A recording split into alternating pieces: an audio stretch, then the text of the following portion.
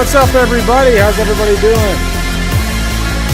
Welcome to DDLive number 96. 96. Holy shit. Did I put 95 on there?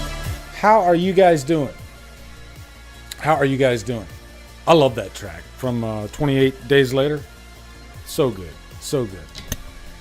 I'm a little under the weather today. I was having some like,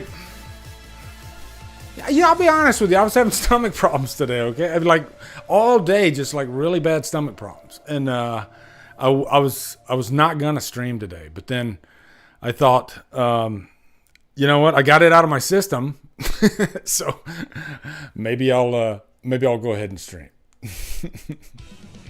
And if you're eating, I do apologize, but just being real, man, it's.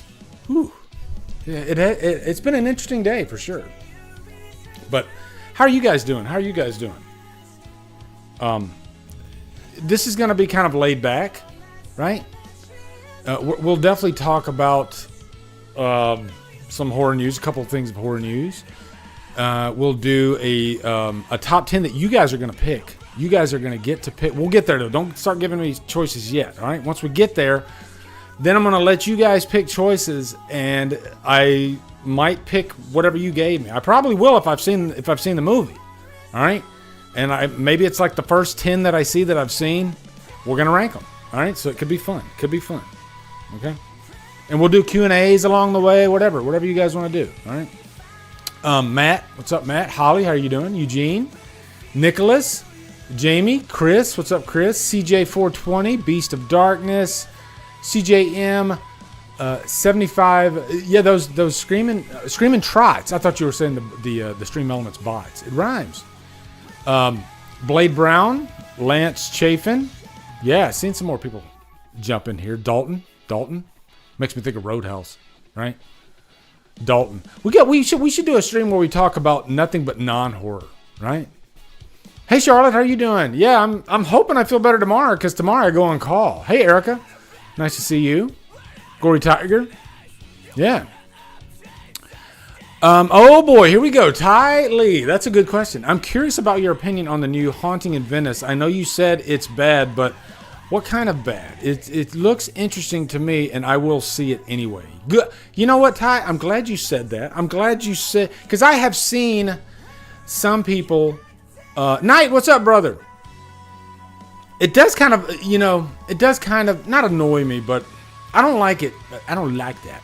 I don't like it when I review something and somebody says, thank you, I will not waste my money, And, it's your dollar, so I can't blame you there. But I guess my big thing is movies are very subjective.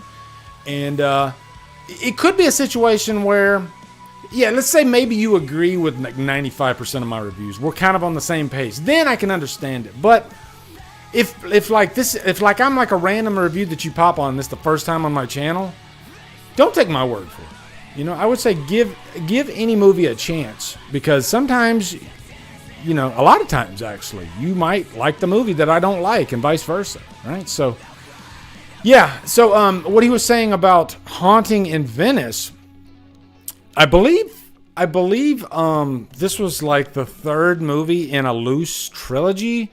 Kenneth Branagh, I don't know if he directed it or not, but he might have directed it because he's a big director. He directed the first Thor, right?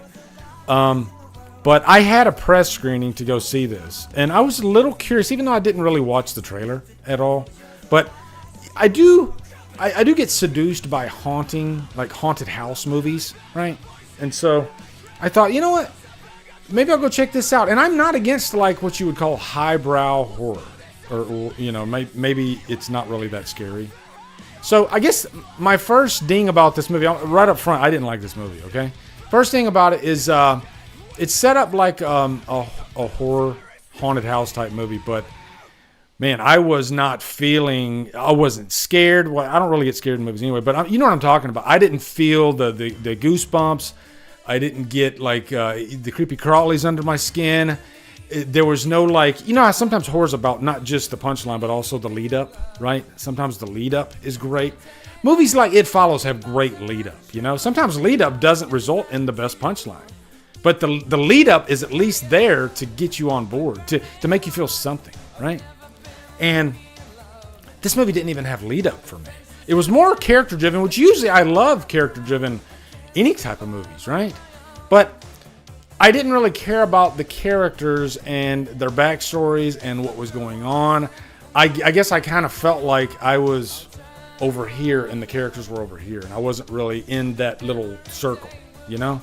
So it was hard for me to get invested. Now, I will say, like, Tina Fey showed up, and I was like, I'm a big Tina Fey fan. I usually love her writing, her style of comedy. She didn't write this, I don't think, but I felt like she was wasted, and it was almost like, what is Tina Fey doing in this movie? Because she doesn't seem to fit with the other characters at all. But, you know, it is one of those, like, mysteries, kind of akin to, like, Agatha Christie and stuff like that. But, man, just overall, it just missed the mark for me. I was bored. I've stated this many times. I don't care what kind of horror movie you are. If you bore me, then that is the ultimate crime. I don't like being bored in horror movies, all right? Please, please, please do not bore me in a horror movie, because that's it. I can't. And there's a difference between a boring movie and a slow burn, all right? A slow burn, it grabs you. There's something there to keep kind of pulling you along throughout the story, right?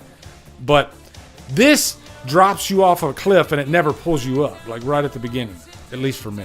So, Haunting in Venice, I got to give a negatory. And you know what? I was going to review it, but hell, I might save myself some time and clip this out. Thank you for asking. Yeah, I did not care for it at all. I'll be curious to see what other reviewers say, or just the general audience. I'll be curious to see what the reception is on this. Because, again, this might be a certain brand of horror that people might like, right? And I do like all different types of horror. But Dave Vanderhoff, this is not a slow burn, though. At least for me, this was not a slow burn. All right, this was just, I don't care. That's what it felt like throughout the whole movie. And I really wanted to, like, I was trying to find something to grab onto, right? Have you ever done that in a horror movie, guys? You go into it, and usually within that like first 10 minutes, you're like, just give me a hook. I need a hook, something to really get me into it. Usually it's like the opening of the movie. There's a kill that's really kind of crazy, which I will say The Nun 2 had that. The Nun 2 grabbed me immediately, and it didn't let me go. So I was like, yes, all right, here we go. Now I got something to grab onto. Let's go for the ride. This movie, I was just constantly waiting for something to grab me, and it just didn't. So yeah, I guess that's my little review for Haunting in Venice. You know, decent performances, but so what? You know, I mean, if you're I guess a big studio movie, I expect at least decent acting, right? So I usually don't waste my time telling you guys about acting unless the performance is really, really bad or really, really good, okay? This was just, I mean, Kenneth Branagh, wow, great freaking actor, okay? He can handle any accent. By the way, speaking of the acting, I will say, I couldn't tell if Tina Fey was trying to do a British accent or not. I will say that right now, because there were times in the movie I'm like, wait, is she going for kind of a British accent? And then there were other times it was just full-on American accent. So it was kind of like Kevin Costner in the Robin Hood movie that he did, Prince of Thieves, where some scenes he would be speaking in an American accent and some scenes he'd be really going for like a British accent. So yeah, I guess for a rating, I would give it a 2 hours lost, because I'll never watch it again, ever. But I'm curious to see what you guys think of it. So don't take my word for it now. If this is something that grabbed you by the trailer and you're like, I need to see this, by all means, go see it, okay? And let me know what you guys think, all right? Yeah. Let me take a drink. I'm trying to keep hydrated, all right, guys? Trying to keep hydrated.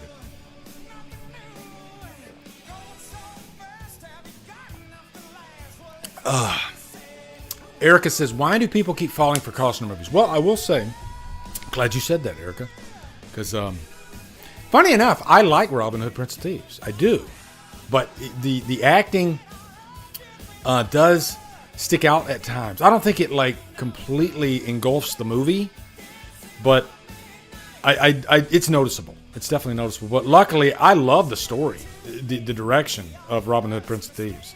You know, there's definitely some great character moments in there, some great escalation. But Kevin Costner's done some decent movies. One of my favorites is Bull Durham.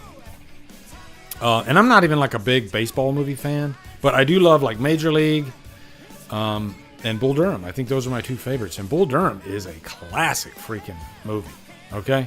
I will say, and I'll even say Kevin Costner, I think maybe that's his comfort zone because he does play that kind of laid back, even badass, cool guy role. He does that very well. A Perfect World, yes, David Thorson. Another great Kevin Costner movie. Directed by Clint Eastwood, I think. So, I mean, yeah, we can talk about a few Kevin Costner movies that are really good, actually. Okay, he's great in Man of Steel. Thank you, Chris Snyder. I liked him as Superman's dad. You know, Jonathan Kent. I know that was a source of confusion. His death scene, like. But, I mean, there was a lesson there. He was telling Clark, don't save me, right? And Clark was doing what his father said, because if you save me, then everything I've tried to teach you is all for naught, right? So, yeah. The Naked Gun baseball scenes are amazing. Funny enough, I just reviewed a movie today. I recorded a review for Pandemonium from 1982. One of my patrons requested it. And it's a slapstick comedy slasher, which is weird. Like imagine if Naked Gun was a slasher. That's what Pandemonium is.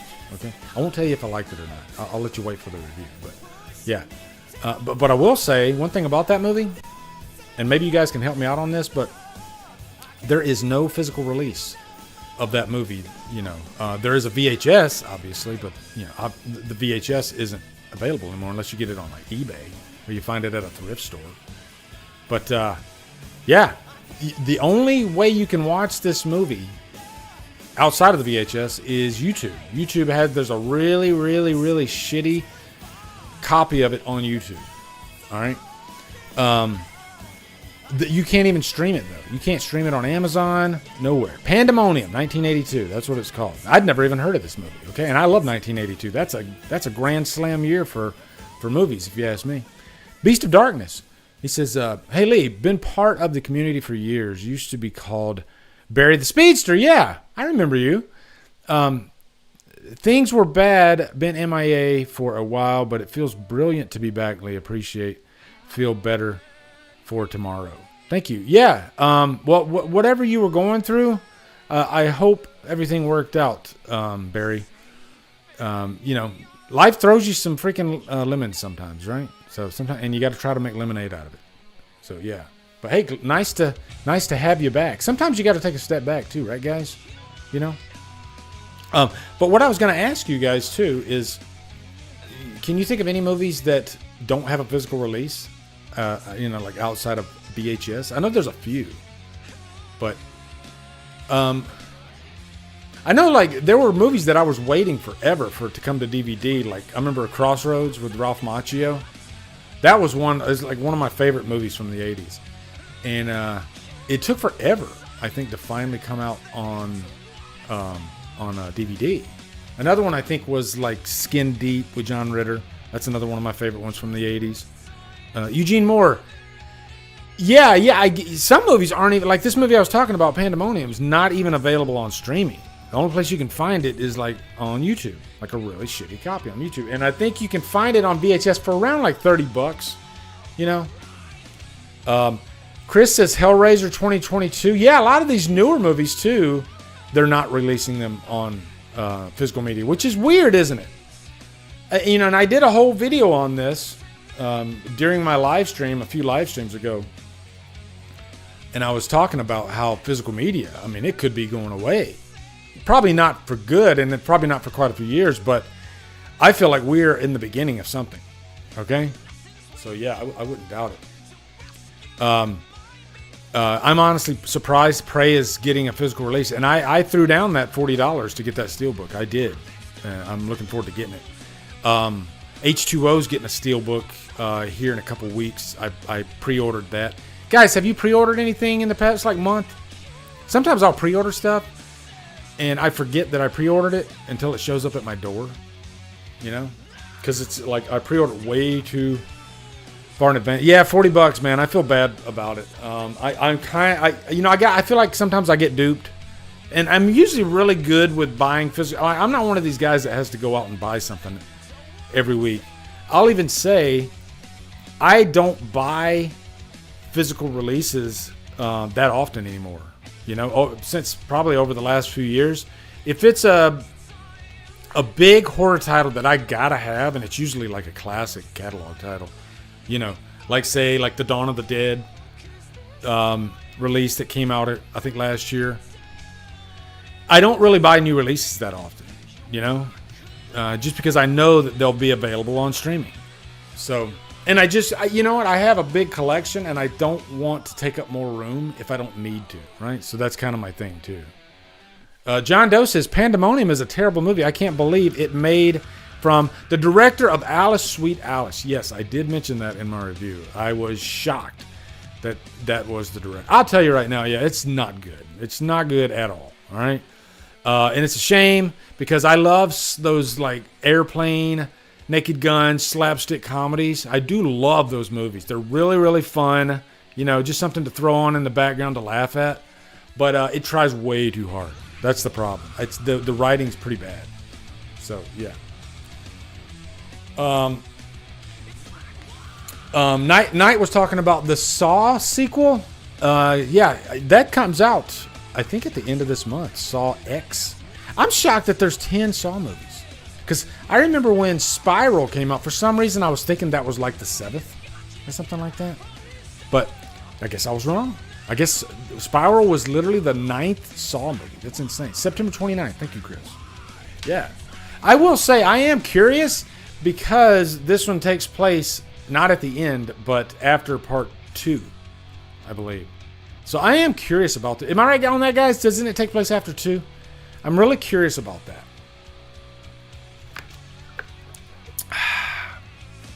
Jason Carpenter. Isn't that Justin? He says, Lee, are you ready for David Gordon Green's Exorcist Believer? He is going to knock it out of the ballpark. Yeah, I'm cautiously optimistic. I'm definitely going to be there day one. I'm excited to see it. I think David Gordon Green is an interesting director in that he usually has some surprises in his movies. And guys, let me ask you this. Will Exorcist Believer be a divisive movie? Or do you think it'll just be cross the board, people are going to hate it? Or maybe cross the board, people will like it or love it? Because it's David Gordon Green and because we're coming off the heels of the Halloween trilogy, I'm calling it right now. I'm thinking it's going to be divisive. Plus, the test screenings weren't good at all. So, yeah. But often, when a movie's divisive, I want to see it more. Are you guys like that? You're just more curious about it? Yeah, I want to see it more. Knight says it will be divisive. Yep. Adrian, how you doing? Nice to see you. Eric says, I don't think most people care enough about it for it to be as divisive as how. That's a really good point, actually, Erica. I think Exorcist, as far as a franchise goes, I think it's a niche type franchise. I think the first Exorcist, is loved by most horror fans, right? Including me. I think The Exorcist, it's easily one of my favorite horror movies. Might be one of my favorite movies. I just watched it again for my review, actually, last year. And it's every time I watch The Exorcist, I'm reminded how beautifully directed that movie is by William Friedkin. Rest in peace. Beautifully directed. And he didn't go into it like a horror movie. He just wanted to direct it almost like kind of a documentary type approach, Mr. Clump says you have to watch Neon Maniacs from '86. There's mummies, zombies, undead, samurais, evil cavemen, and they rampage the city. A super fun slasher with 12 killers, monsters. Please watch it. Wow, how have I never heard of this? Is it like a horror comedy? Or is it serious? Have you guys heard of this? Neon Maniacs, 86. I've never... Yeah, every now and then one of those 80s movies, they'll slip past me. Because there were so many 80s horror movies coming out, right? Like The Wraith was one. Like one of my patrons had me review The Wraith a couple years ago. And I'd never heard of that movie with Charlie Sheen. And it was really good. Really good, right? Dave Vanderhoff's seen it. Neon Maniacs is awesome. Beast of Darkness. I never cared for The Exorcist. Man, I love The Exorcist, to me, that's cinema, right? You know what I mean? Cinema. It's just, you just want to soak in the wonderful direction. Yeah, like, give me a movie that is cinema to you guys, It's just like a treat. Okay, I'm gonna throw my lunch in, and I'm just gonna watch this movie, and I'm just gonna marvel at how beautifully made it is, Another one like that for me is like Zodiac, right?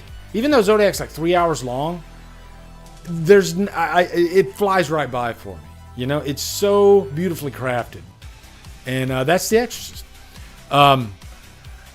Justin says, Lee, The Blob is getting a 35th anniversary 4K. Oh, no, you talking about the remake? I'm assuming you're talking. I got the remake for Christmas a few years ago. I still need to watch it. Rosemary, how are you doing?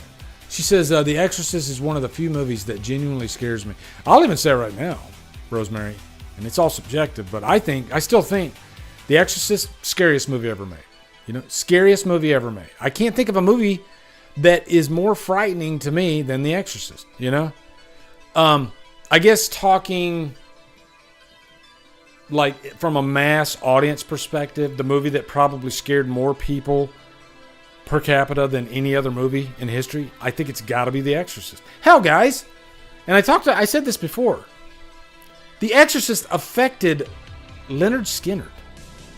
Let me repeat that. The Exorcist is so scary, so messed up, that it affected Leonard Skinner. You want to know more? Okay, I'll tell you more. And I'll quickly do it because I did talk about this a while back, but the original drummer in Leonard Skinner, he went and saw The Exorcist in the theater when they were in Los Angeles recording their, I think, second album.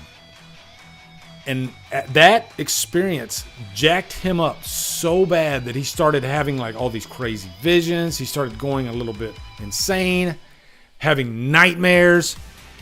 Eventually, he ended up quitting the band because The Exorcist messed him up so much. Now, I'm sure there might be other factors involved in that, but I know The Exorcist, maybe it was the catalyst or maybe it was a big, I don't know, but they mention it in the latest documentary, The Exorcist. That's a pretty messed up movie, all right? That's a pretty messed up movie. Mr. Comp says, Neon Maniacs is what Nightbreed should have been. Okay, Nightbreed's great. I love Nightbreed. Blu-ray Addict, what's up? He says, are you looking forward to Chucky Season 3 this year? We're only getting 4 episodes. Oh, wow. I saw Season 1, liked it. I didn't watch Season 2 yet, so it's hard for me to say I'm excited for Season 3. The funny thing is, speaking of Chucky, I just went down a run of all the movies, and my God, those are fun movies. I did skip Seed, I'll be honest. I just can't. Okay, I can't. But everything outside of Seed, including the ones that you don't like Curse, had a freaking blast with all of them. So I love the franchise, but the TV series, I don't know. It's hard for me to get hooked in. There's a couple moments where Brad Dourif really shines, but not like that. Are you guys like that? Do you hold the TV series as high as the actual movies? Because I couldn't get into it like that, What's up, Chester? Man, I'm loving talking to you guys. I haven't even gotten into the news yet. What's everybody drinking? Nicholas Vincent, he says, I loved the original cut of Nightbreed, but recently watched the director's cut. Couldn't stand it. I think I've only seen the original cut. Speaking of cuts, have you guys seen the Legion cut of Exorcist 3? I still haven't watched it yet. I watched the original cut, and man, it's fantastic. But is Legion better? Is the Legion cut better? Holly Klein, how are you doing? She says, I couldn't really get into the Chucky TV series. My daughter loves it. Yeah, I just, maybe it's me. I don't know, but I just couldn't, lock in, Rosemary's drinking a pumpkin spice latte. Nice. Dude says not yet. Mio Blackberry Enhancer trying to drink more water, Erica. Me too, Erica. I need to drink more water. I'm trying to get back on that water diet. I really am. Okay, because I felt great when I was on my water diet, right? I think I stayed on it for a month at least. It was nice. And I didn't have to think about what I was going to drink. I was, boom, just drinking water. It's kind of like Einstein, how he had 7 suits and they were all the same. He didn't have to think about it. He just grabbed a suit. And speaking of water, there was a comedian, he was talking about, I think it's Doug Stanhope. He was saying, if you give a dog 2 choices, right? You give a dog 2 choices. You can give him soda or you can give him water. And that dog, every single time, will go straight to that water because he knows what his body needs, right? Now, don't get me wrong, dogs will still eat human food they'll beg for it even, nasty. But for some reason, try that. Water or any other drink, they'll always pick the water, right? They'll always pick the water. But it's one of those things where you know you should drink it. You're going to feel better when you do drink it. But for some reason, you just can't do it. I'm guilty of this too. And I know I always feel amazing when I just drink water. Okay, Justin says, my pitch to Malika Cod for Halloween Retribution. Direct sequel to Halloween 4 with Danielle Harris. As Myers' main target, drinking Bud Light Lime.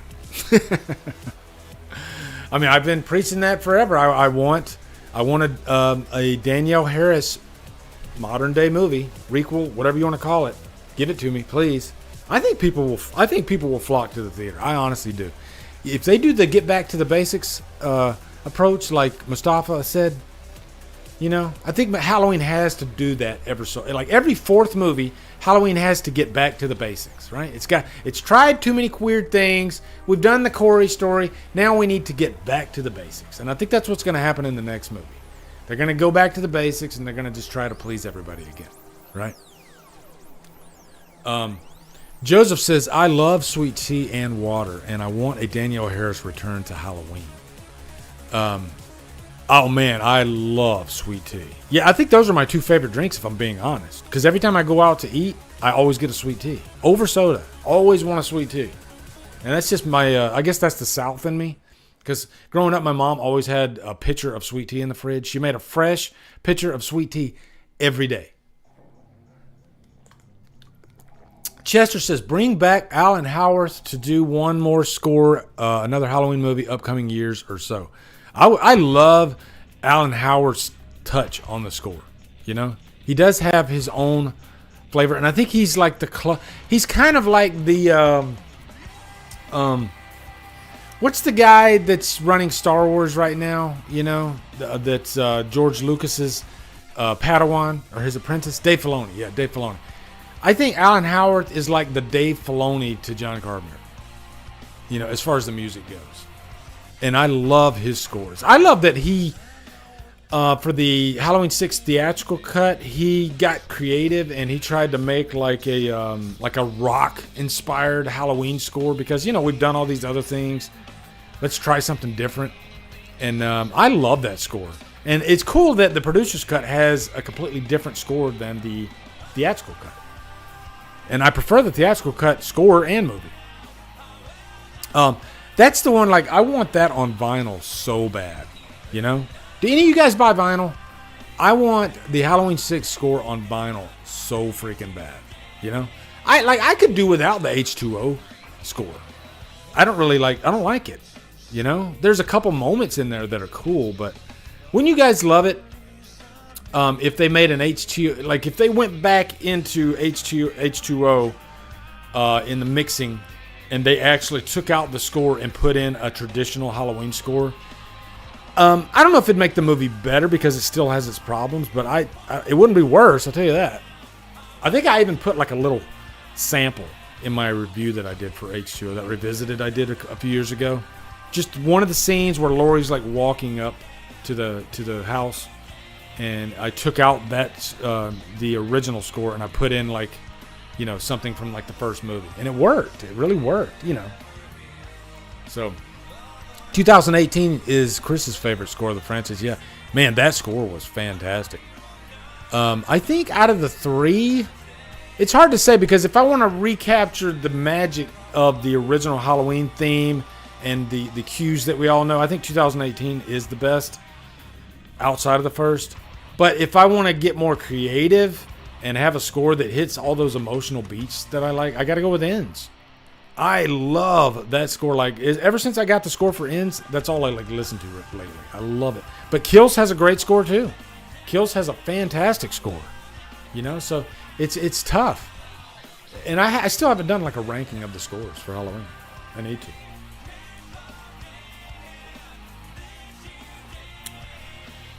John Doe says H2O is a teen nostalgia vibe. Yeah. All right, do we want to jump into the news? We can jump into the news. All right, hold on.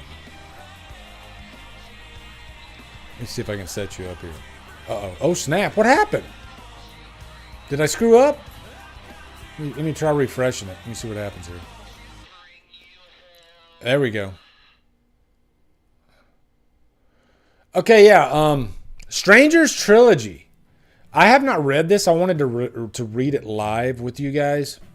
Now, hold your super chats for a minute if you want to send a super chat, because I can't see you right now because I'm reading this, because I need a second monitor, but that's okay. I'm going to switch back to you guys in just a second, but I want to read this, okay, because I'm curious about it, all right? Lionsgate is gearing up to unleash an entire trilogy of new Strangers movies, and this afternoon, we've learned that the Strangers trilogy will be released sometime in 2024. I'm a little nervous. Like, what does that mean? Strangers trilogy? Is that a title of a movie, or are they putting 3 movies in 1 year? I don't know. Let's keep reading. All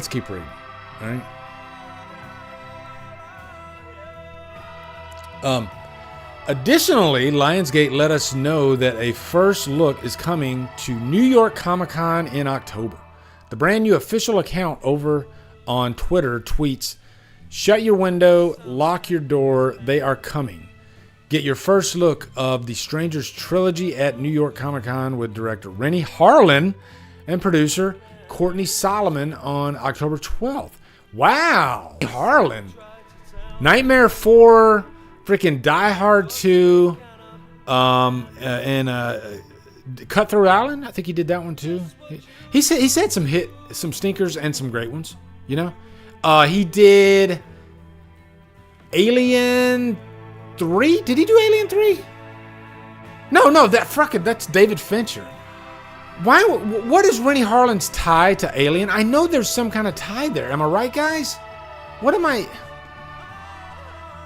Why do I feel like there's some kind of tie to Alien? Anyway, let me keep reading. We have no idea what the release strategy is going to end up being for these 3 movies, but it's interesting that they're being packaged together as the Strangers trilogy. And we assume, based on Lionsgate's tease today, that all 3 movies will be released next year. That is interesting. Stay tuned for more as we learn. And check out the teaser imagery below. Let's see, we got Madeline Pesh from Riverdale, Froy Gutierrez from Hocus Pocus 2, Rachel Stinton from The Silent Child, Eva I can't say these names, Horvath from Rings of Power, and Gabe Basso from Hillbilly Elegy. All right. Based on the 2008 cult horror franchise, the project features Pesh, who drives across country with her longtime boyfriend to begin a new life in the Pacific Northwest. When their car breaks down in Venice, Oregon, they're forced to spend the night in a secluded Airbnb. Airbnb, that's like the rage in horror these days, right, guys? When they are terrorized from dusk till dawn by 3 masked strangers. Rennie Harlin is directing from a script by Alan R. Cohen and Alan Friedland. Lionsgate will distribute worldwide. The Strangers began in 2008 with Brian Bertino's original home invasion horror movie, a terrifying film that introduced 3 mass killers who returned 10 years later with The Strangers Prey at Night, which is fantastic, in 2018. The first film took place in a remote house in the woods, while the sequel brought the murderous man in the mask, dollface, and pinup girl in a trailer park. Guys, is there another horror movie that takes place in a trailer park? I got questions. Okay, so yeah. Let me go back over here. Okay. Wow. Now, to give you my opinion on the Strangers franchise, I mean, there's only 2 movies. I love what we've gotten so far. I love the first movie. I like how the 2 movies are quite different from each other. And if you say you prefer the first, I completely understand. And if you say you prefer the second, I completely understand. Because the first is more of a straight up home invasion movie. I think the first is creepier, you know, especially with the knocks on the door. I even said this before. Like, my wife screamed bloody murder at just the knock, you know, and I'm like, wow, that's an effective horror movie, okay? So I think that's one of the most memorable things about the first movie is that sound of that knock, that it was based on true events, that, you know, just not feeling safe, right? Somebody, can you imagine that? Like somebody breaking into your home and you're behind a door and you know they're out there. I don't care how big and how tough you are. You might get out of that situation and you might even win, but you're going to be scared. I think, you know, it's a situation that everybody can at least imagine, right? Like, and I think most people haven't experienced this, but you might have heard of a story of this happening to someone, and maybe to someone that you know, right? So that's what's great about the first one. And the second one is just a really fun slasher movie. And to me, it was probably my biggest surprise of 2018. I mean, I came out of the theater just completely elated by that movie. It was so damn fun. And it's one of those movies that had like a big crescendo about it, you know, and it was very music driven. The Air Supply song, Making Love Out of Nothing at All. There's like a juxtaposition there, right? Because that's like a sweet love song, but yet you got this situation that's just horrific, you know, with the truck in flames and Bailey Madison running from it, and just one of the better final acts, I'll tell you that I've seen in a while. And I was surprised that like the negative reception some people gave Prey at Night, because I thought it was really fun and excellent. The pool scene, thank you, Rosemary. That pool scene is easily one of the coolest freaking slasher scenes out there, you know, in the past like 10 years. I constantly hear people talk about it. You know, my daughter just mentioned it the other day because we were talking about Strangers Prey at Night. She was like, I love the pool scene. It's so good. I like a horror movie that's just visually interesting, right? And that movie's definitely visually interesting. Now, to talk about like suspension of disbelief, remember we did like that top 10 for suspension of disbelief a couple weeks ago. But one of the biggest complaints about this movie was, I guess, the decisions. You know, the decisions to like the kids split up from the parents. But you know, I think when you're in a situation like that, especially when you're a teenager, you might make bad decisions. You know, so even I can give a pass to certain decisions in movies, because you know what, we're human beings and we make wrong decisions, right? We do. So I don't need every character to make the exact right decision in every horror movie. As a matter of fact, that kind of makes it more fun, right? Because we know people do stupid things in real life. So why wouldn't it be in a horror movie, right?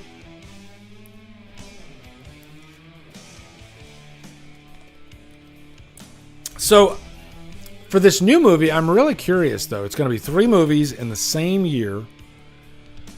I guess probably like they did with Fear Street. You know, remember they had 3 different stories, but they were set in 3 different time periods.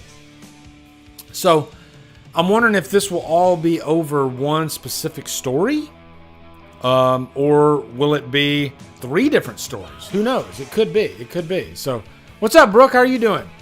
I think no matter what, though, all 3 movies they're gonna like tie it all together. I would be shocked if they don't. Right? So, yeah, I'm really excited. I'm curious. I'm looking forward to it. I'm a Strangers fan, right? So I'm looking forward to it. Okay. Next order of business. And, the Crow movie, we've talked about it a few times in the past, right, guys? I know that it got pushed back to 2024, but I never knew, which, major studio, if any major studio, was going to get it. I think there's a lot of things behind the scenes that they were keeping hush-hush.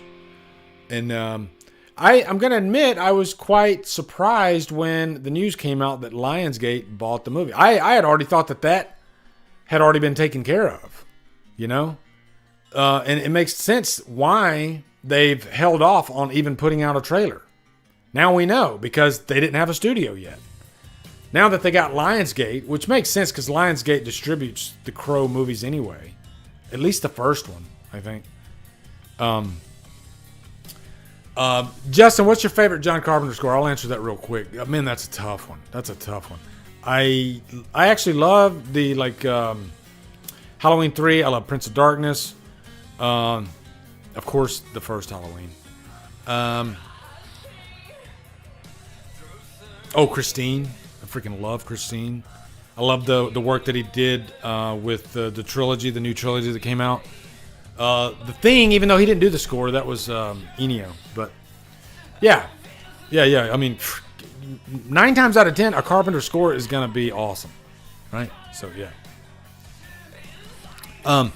Joseph Horguy says, The Crow, I want it to be on Tubi. I'm surprised it isn't. Everything is on Tubi these days. I swear. I have been finding so much great stuff on Tubi lately. It's insane. And it's to the point where I can just go to Tubi if I don't have anything that I'm continue watching. I can really quickly I can find something new to watch. New meaning it might be an older title, a deep cut movie that I've never heard of, which is usually what I kind of veer towards. But man, I love it. I love it. Goodbye, Erica. Hope you have a great night. Fluff, how you doing, brother? I was talking about you earlier with your water diet, and we're rooting for you. You're kicking ass. That's awesome. So, yeah. The Crow is on Flix on demand. The Crow is one of those movies that I've probably bought on a physical media ever since. I got it on VHS. I got a couple of copies of the VHS actually. I got it. I'm staring at it. It's right there. Bought it on DVD a couple times. Bought it on Blu-ray a couple times. I don't think it's on 4K yet, or at least not in the States. But yeah. Okay, so let's go over to this news. Let me tee it up here.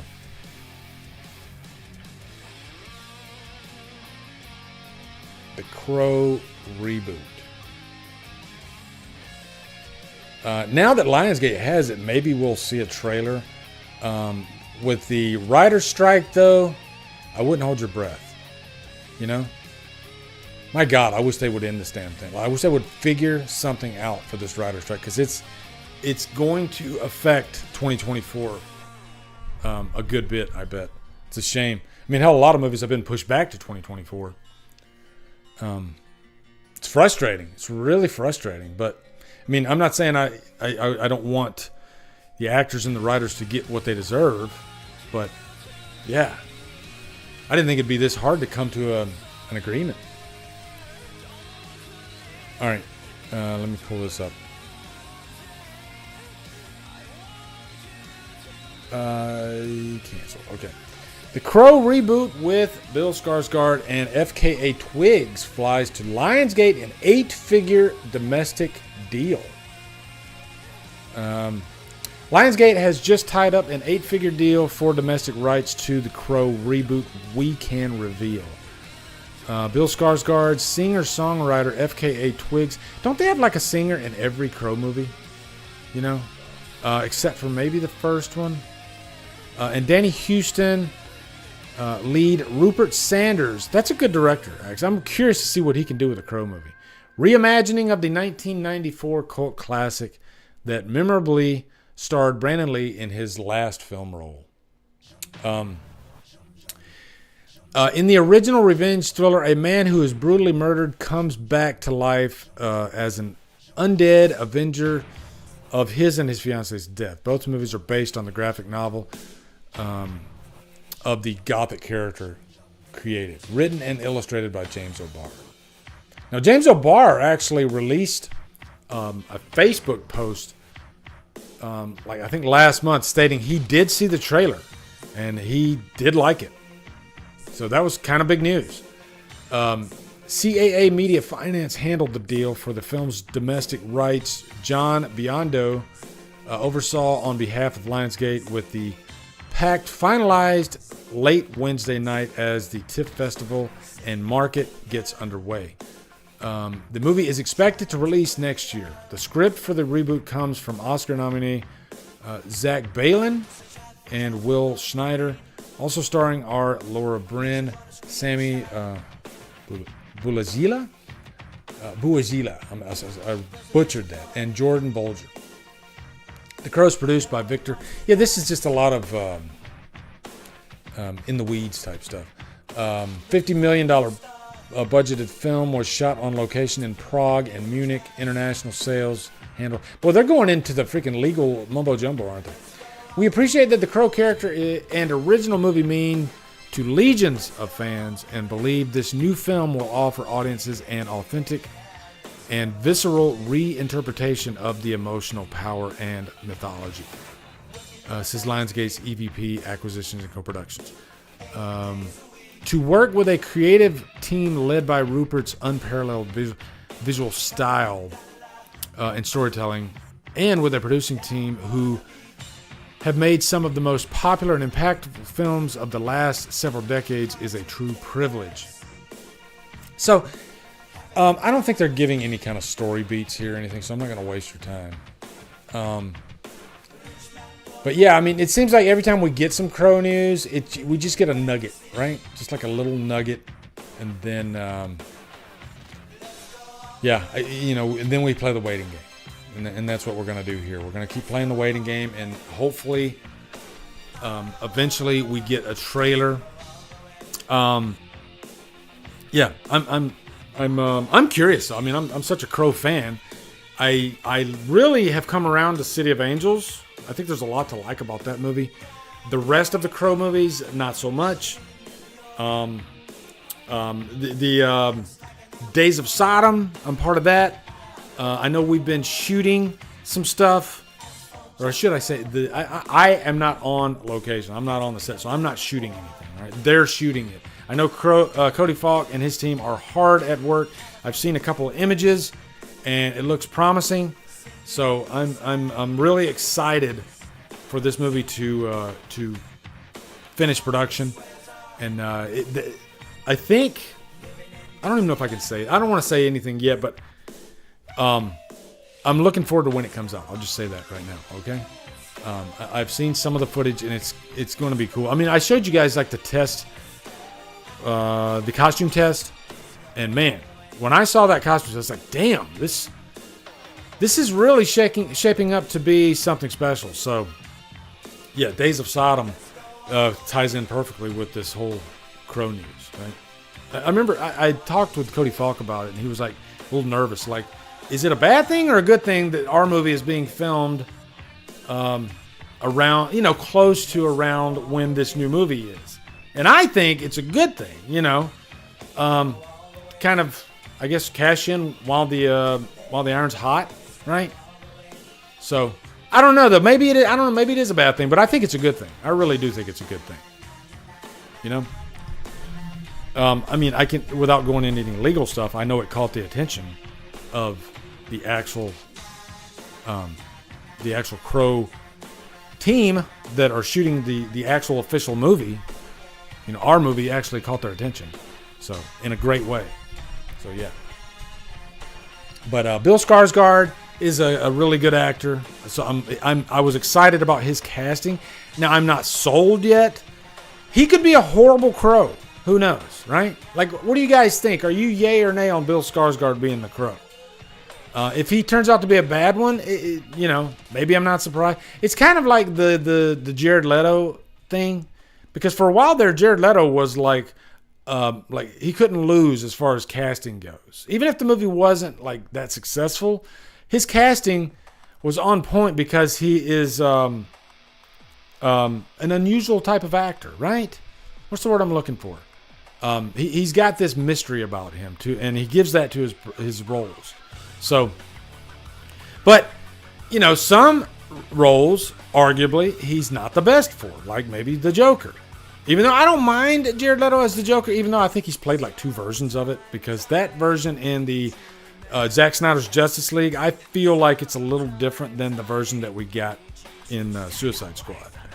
But I don't hate it, but I just don't think it was fully realized, right? So I'm curious to see what Bill Skarsgård can do as the Crow. I'm wondering what the makeup will look like. Will the makeup look like the traditional makeup like Brandon Lee? I'm kind of hoping they get a little creative with the makeup, if I'm being honest, Yeah, I don't know. What do you guys think? Joseph has never watched The Crow. Are you kidding me? Are you kidding me? Holy crap. That is literally pretty much tied for my favorite movie of all time. Okay? It's so important to me. And it backs it up. It's a great freaking movie. Nothing like it to this day, fully, Rupert, is it Rupert Everett, the guy that's directing? I remember he did like Snow White and the Huntsman. I'm not the biggest fan of the movie, but when I watched it, I was like, this has the vibes of somebody that could direct The Crow. You know what I mean? And I felt like he would be a good choice to direct a Crow movie. And Rupert Sanders, thank you, Paul W. Yeah. Yeah, man. If you guys haven't seen The Crow, wow. It's a mesmerizing movie. Like, it's hypnotic. You can't take your eyes off of it. Brandon Lee steals every scene that he's in, There's a scene where he falls from this roof and he lets out this almost like Joker-like laugh. And then, he starts coming towards Tintin and you can see him behind the fire. And man, talk about just a beautifully shot scene, right? And the movie's just made up of really great scenes. It has so many awesome one-liners in there that work, like every single one of them work. It's just amazing. And one of the best soundtracks I've ever heard, the soundtrack to The Crow, the score by Graham Revell, I could go on and on and on. It is just, wow. Every frame of that movie is great. And then also because Brandon died, you can't help but to look for scenes that he's not in, even though the Crow, the character, is in there. And you'll probably spot a good bit of them, I think it forced them to be a little bit more artistic with some of those scenes that Brandon wasn't alive, obviously. I think it kind of works that in some of those scenes you don't see his face because the Crow itself is like a mysterious type of character. If you watch Brandon Lee's last interview, it's kind of eerie when he talks about how he prepared for the role and how do you know how you're going to act if you come back from the dead, right? We don't have anything real to play off of on that. So he had to kind of come up with his own way. Like, how would you act if you came back from the dead and you're wanting vengeance, Man, what a movie. What a great movie The Crow is. Wow. I'll tell you right now, there'll never be a Crow movie that'll top it. This movie right here will not top The Crow. There's no way. It's that good. It's if you're familiar with my rating system, I have a rating of unicorn. And that's like my top rating is Trapped on an Island. But then a couple years into my whole YouTube thing, I created a new category called unicorn. And I've only given that rating out of probably 1,500 reviews that I've done. I might have given it like 10 times. You know, it's reserved for like the cream of the crop, you know? My personal opinion, of course, but just what I would call like perfect movies, but also they kind of touch a cultural nerve, you know, like, and I can tell you right now, the first movie that I ever gave a unicorn in terms of like my reviews was The Dark Knight. Because I remember when I reviewed The Dark Knight, I was thinking, I can't give this a Trapped on an Island. This is more than Trapped on an Island. So right then and there, I created Unicorn. And I was like, so there's certain movies that are going to be a unicorn, you know. It's fun. It's the GOAT. That's it. That's right, Beast of Darkness. It's the unicorn is the GOAT. And I hold that rating extremely high. And I rarely ever give it. There might be one review a year that I might give a unicorn. Maybe two. Maybe zero. You know? Depends. So, yeah. But, yeah, that's the Crow news. We know it's going to Lionsgate. They've been releasing trailers, even though during this strike. So, who knows? Maybe we will see a Crow trailer. Maybe a tease, something to wet your whistle. I would love it. I would love it. Yeah. David Thorson, The Crow blew me away when I was 14. Yeah. I saw it opening night. I was 94, so that would make me 21. Yeah, I was 20, right before my birthday. So, yeah, I saw it when I was 20 years old, opening night. And my son always likes to say his first movie was The Crow. He was a baby. Yeah, I was one of those guys. I took my freaking child, my infant. My son was literally 2 months old. And I wanted to see this movie so bad that I risked it. And I took my son with my wife. And luckily, he was quiet the whole time. But, you know, my son likes to say that. My first movie I saw in the theater was The Crow, even though I don't remember it. So, yeah. Okay. Now we're going to have some fun. All right, now we're going to have some fun. Okay. Let me get myself situated here. Where should maybe I'll write it right here. Okay, hold on.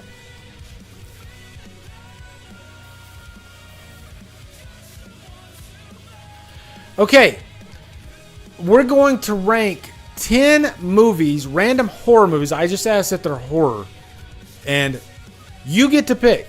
Okay? So if I've seen the movie, then I'll put it in the list. All right? So we'll do. You know what? I'll do 2 honorable mentions too for you. Okay? We're gonna do it on the fly. On the fly. So let me open this and okay, go. Okay. Halloween Ends. All right, we'll put it on here. Halloween Ends. Okay, what do we got next? What do we got next? Terrifier 2. Terrifier 2. Terrifier 2. The Lone Star gets that one. All right. The Thing. Coolor. Oh, this is going to be a good ranking. Okay. Scream 2. Rosemary gets it. Scream 2. Man, you guys came to play. I love it. I love it. This is going to be a tight ranking. Okay. I haven't seen Day of the Dead, so I can't put that on there. Halloween 5, Joseph. All right, I'll put Halloween 5 in there. Why not? Okay. Halloween 5. No more Halloween movies, though, guys, okay? 2's enough, all right? I'll give you 2 per franchise, all right? So don't waste it on a Halloween movie, all right? But there's other franchises you haven't mentioned yet. All right. You're next. Espelado. Okay. You're next. Okay. Let's see. Poltergeist. Ooh, Night. That's a good one. Poltergeist. Boy, this is gonna be a tough freaking ranking. It's gonna be tough. Texas Chainsaw Massacre. Robert Jones. Texas Chainsaw Massacre. Justin gets Night of the Creeps. Night of the Creeps. This might be the greatest ranking of all time. Barbarian, Matt. Let's do it. Barbarian. Wow. Let's see what I'm at. Hold on. 1, 2, 3, 4, 5, 6, 7, 8, 9, 10. 2 more, guys. 2 honorable mentions. All right. Brooke, I haven't seen Killer Clowns from Outer Space. I haven't seen Puppet Master. Oh, Megan. All right, Joseph gets Megan. Hold on, Joseph. I did one of yours before, didn't I? Let me let somebody else do it. Hold on, Ben. Let me in. Thank you. Let me in. We're gonna do the remake. All right, and one more. Charlotte Gore gets it with Smile. Smile. Okay. Okay, we got it. All right, so here's our list right here. You know what? Hold on. I wonder if I can... Let me see if I can... Let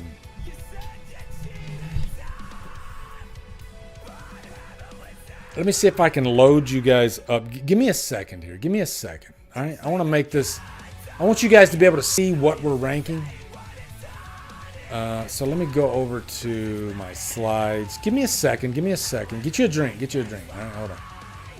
This is going to be fun. All right.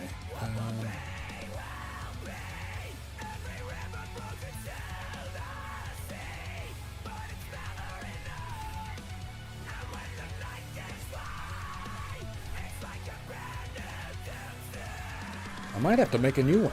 Damn it.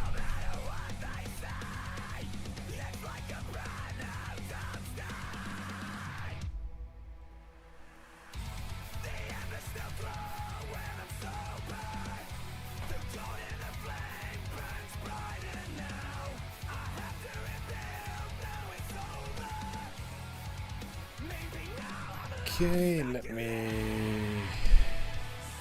I tell you what, hold on. Let me put this on here. All right, we're going to do this real quick. Real quick.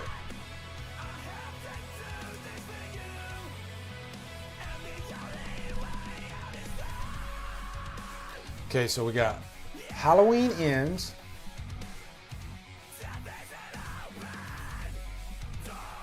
Next one is Terrifier 2. Next one is The Thing.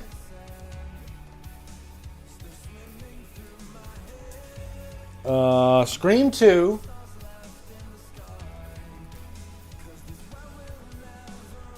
Halloween 5.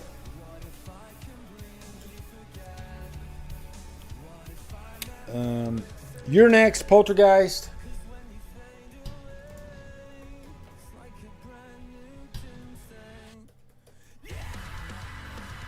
Texas Chainsaw Massacre, Night of the Creeps.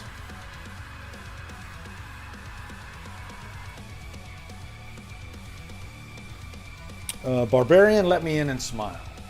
Man, this is gonna be a stacked list.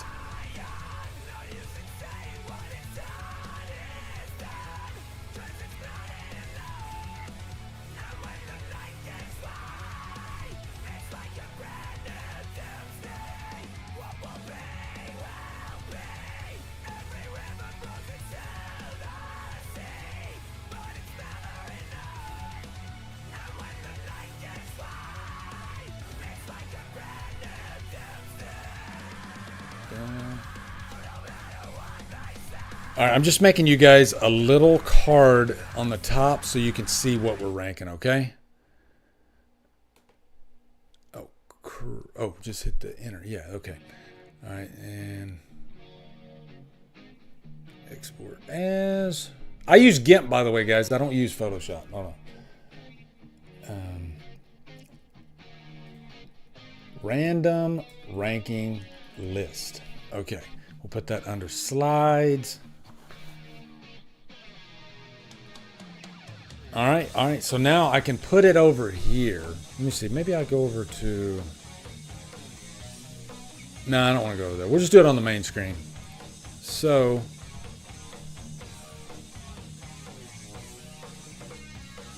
Almost there, guys. Almost there. Thank you so much for your patience. All right, here we go. Put this over here. There we go.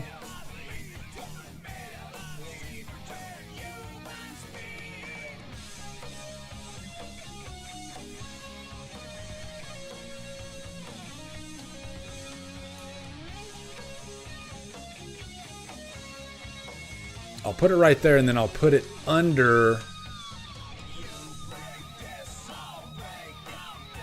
chat.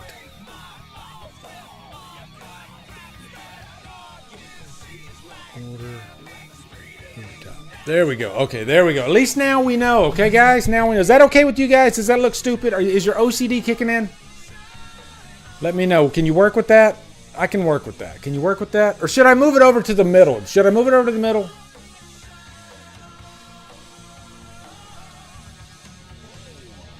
Is there a song playing?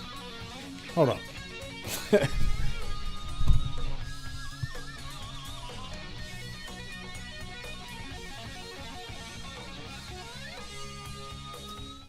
Oh my God. Guys, has there been music playing this entire stream? This will be taken down because it was just playing Van Halen. Jesus. Ugh. Son of a bitch. Why didn't you guys tell me? Jesus. All right, hold on. Hopefully this doesn't get taken down. What if I put it like... You know what I'll do? Here you go. I'll put it right here, and then I'll make the chat a little smaller. There we go. What do you think of that, guys? Is your OCD better now? There we go. Okay, now we're good. Now we're good. Damn it, guys. We're playing music the whole damn time? Jesus. Ugh. All right. That sucks. Did you prefer the music playing in the background, or did it get in your way? I have questions. Why is that popping up? OCD satisfied. I was loving the music. See, I'm just scared that I'm going to get in trouble if I let the music play.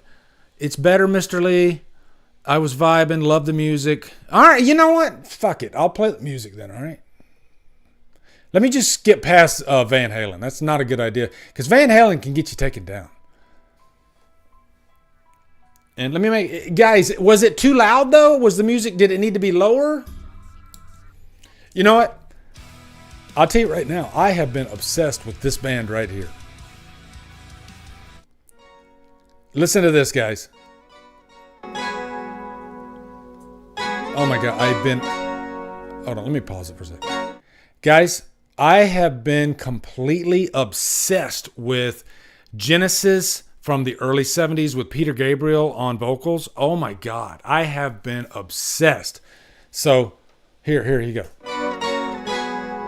Just listen. Linda, listen.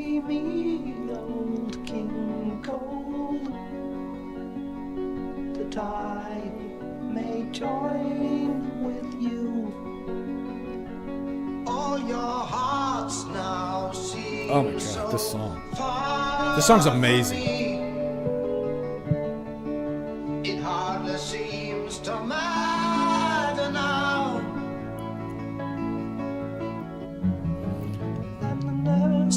I'll probably skip forward too, because it really picks up in the middle. It's progressive rock. Mikey Weiss, what's up, brother? Yeah, I've been listening to Sleep Token like crazy. But lately I've been obsessed with Genesis. You know, like 70s Genesis. Can you guys hear me as I'm talking over, like, or is the music like drowning me out? Let me know. Play me my song. Here it comes again. Play me my song. Okay, good. Thank you, Eugene.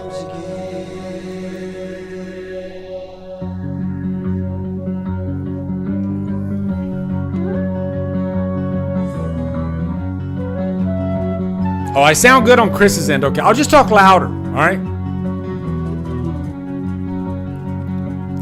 Phil Collins. Phil Collins sings backup vocals on this, but Phil Collins drumming, like I've always knew Phil Collins was a good drummer. But when I heard his work on this stuff, Phil Collins is an amazing drummer. Like one of the greatest drummers ever. Listen, I mean, especially if you listen to a song called Watcher in the Skies, all right?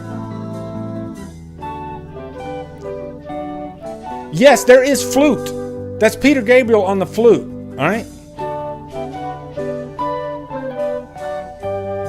We're going to listen to this song a little bit, and then we're going to do the ranking. Okay, guys? I'll play my flute.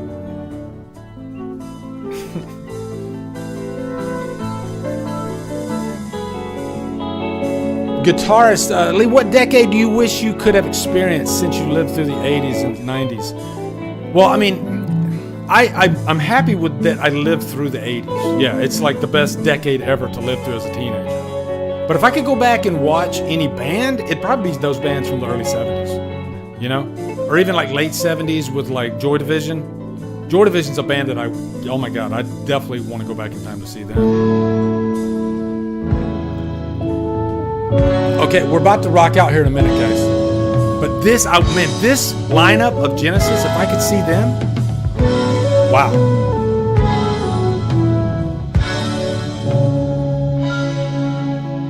It's about to rock out, okay?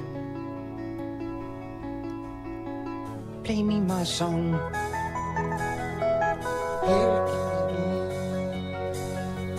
Play me my song.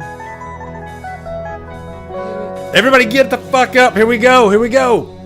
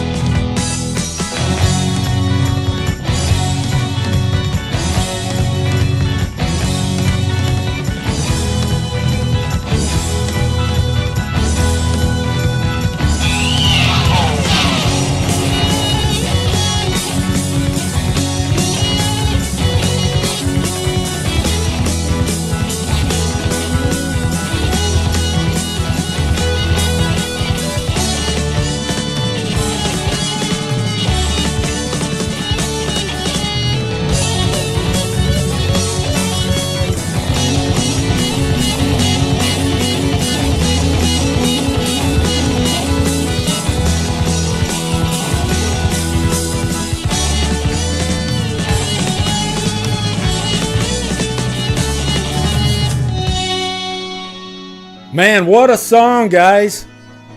The song is called The Musical Box by Genesis. The Musical Box.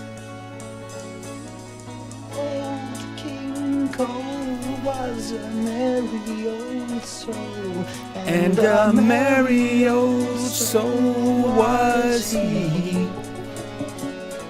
So he called for his party. Night. Check this out, dude. This is some great music. Check out Watcher in the Skies, too.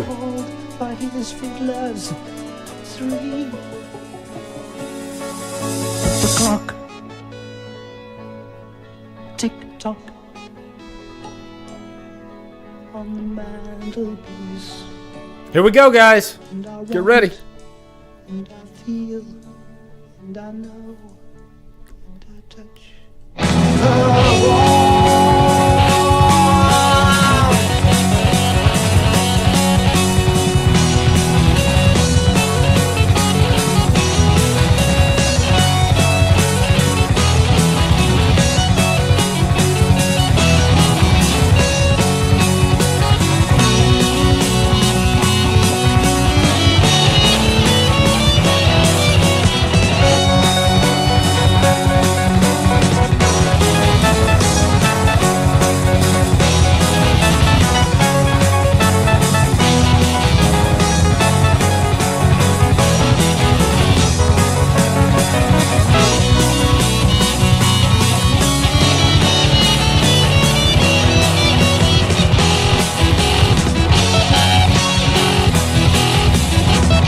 All right, there you go, guys. All right, you ready for the ranking? Here we go. Okay, we're going to do the ranking now. All right, it's ranking time. So, and what I'll do is along the way, I'll take off my selections. Okay, so, all right, so out of that list, and you play along too, okay? So what's your first, what's the worst movie out of that list, okay? Your first honorable mention. Let's see. Out of that list, I got to go, well, I think it's easy. Yeah, I got to go Halloween 5. Yeah, and I love Halloween 5. But, yeah, I mean, if we're talking about, great movies. How? No. Amongst that list, Halloween 5, no, it's got to go. It's got to go, right? So let me take that off. Yeah. Halloween 5, it just has way too many problems, right? To be on that list. To be at the top of the list. There's no way. There's no way. And guys, I'm a Halloween 5 fan. I love the movie. I love the movie. But yeah, it against that crowd. I mean, you guys gave me the movies. It's a stacked freaking list. So Charlotte says, let me in, just because I wouldn't watch it again. I have fun with Halloween 5. That might be true, although I love Let Me In. I do love Let Me In. It's really good. Really good. Let me see what you guys say. The Thing? Are you kidding me, Joseph? Oh my God. Spoiler alert, The Thing might be number 1, okay? Wow. But hey, that's okay. I respect it. I respect it. Now, Chester, Halloween Resurrection is not on the list, though, okay? It's not on the list, all right? So, yeah, and what I could do...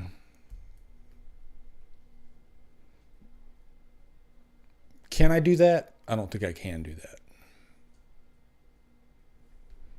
No, I can't. We'll just go this way. Actually, you know what? Here's what I could do. Check this out.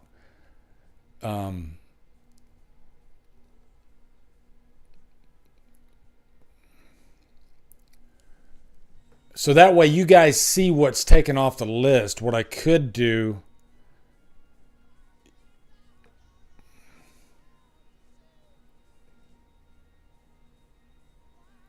All right, there we go. And then I'll just save it. Okay. So now you should see on your end, yeah, we wiped out Halloween 5. So at least now you still see what was up, what was there, but we're Xing it out. Okay. Next one. All right, what's your next one? What's your next one, guys? I'm going to go with... It's really a tough list. Wow. I'll go I'll go Smile. I'll go Smile. And that should tell you how good this list is, because Smile's great. I think the reason I put it next on this list is because I do think it falls flat in the final act. And I think that's all according to what you're wanting. If you're wanting more of a literal creature, then maybe. And usually I do want that, but I think I liked the whole suspense angle of Smile better. So... yeah, I'm gonna go Smile, and let me. There we go. Actually, here I think you guys will like this better. Hold on, I think you'll like this better. All right, we're thinking on the fly here, okay? There we go, and then there we go. Do you guys like this better? Check this out. Yeah, you guys like that better, don't you? That way we know what we're doing, all right? We know what we're doing. Okay. So Smile is my next honorable mention. Now we're getting into the top 10. Austin hated Smile. Smile and Barbarian basically had the same monster. Yeah. Poltergeist for Charlotte. Whoa, Poltergeist. Charlotte, what are you talking about? Poltergeist is amazing. Okay. That, you know what? I think there's some nostalgia there for me for Poltergeist. Okay. So for sure. Okay. Rosemary hasn't seen Smile. Now, I'm glad you said that, Rosemary, because Smile is a really good movie. It is. It's going up against a lot of these great movies. All right. So Smile is is taken out of there. What's the next one, guys? Okay. What's the next one? See, Halloween Ends, Terrifier 2, The Thing, Scream 2, You're Next, Poltergeist, damn, Texas Chainsaw Massacre, Night of the Creeps. God, man, I guess I gotta go. What do you guys think? Man, I guess I gotta go I'll go Barbarian. Yeah, I'll go Barbarian. So let me... just because Barbarian, I loved it. but it's one of those movies I still haven't had the urge to watch it again, right? I haven't had the urge to watch it again, but one thing I will say about Barbarian is I loved the misdirection in that movie. I loved how it always kept you guessing, and you didn't always agree with the direction it went, but you were on board because you wanted to find out what was going next, what was happening next. And so I got to give it credit for that. It was fun. Fachi, what's up, brother? He says it needed more Skarsgård. I'm not going to spoil anything because some of you might not have seen Barbarian, but I will say it took no character was safe. Let's put it that way, okay? No character was safe. Were there some stupid decisions in the movie? Maybe, and maybe that's why it's down a notch on this list. But Knight, you're right. The twist is really great. But also, I will say Justin Long steals the show. He is hilarious in this movie. And you didn't when you went into the movie, you didn't expect it to be a comedy, like that much comedy. But Justin Long proves why he is a horror treasure. Okay? I'll say that. All right, guys. So that's 3. Now we're on number 9. Number 9, we have excluded Halloween 5, Smile, and Barbarian. All right?